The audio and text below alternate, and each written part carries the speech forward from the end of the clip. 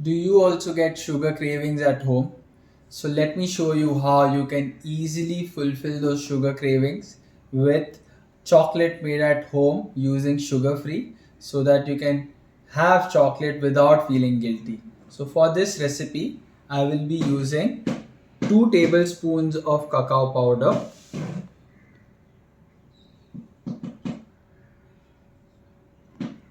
followed by 1.5 tablespoon of sugar free stevia powder.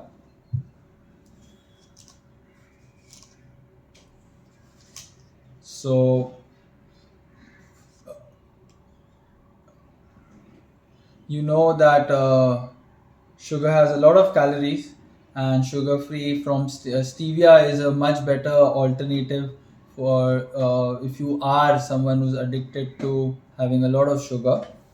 uh, Moving on to our binder. For this I'm using wood pressed coconut oil, and we'll be putting 3 tablespoons of this coconut oil into the mixture. So that's one, that's two, and three. All right. Once we're done with this, we need to whip it, and I have my mold ready. So we are going to refrigerate it after a while. So first, let me just give it a nice whip.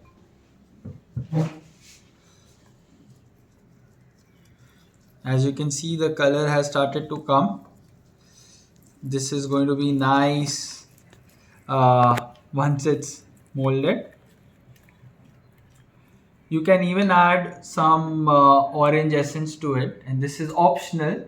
It will give you a nice taste to it. So I'm going to add some orange essence to my chocolate, just 3 drops, and I'm just going to whip it a little bit more. And I like my chocolate with a few nuts. So here's one pistachio, which I'm going to take and put it on the mold. So because we're going to remove the chocolate upside down, so this needs to go on the mold first.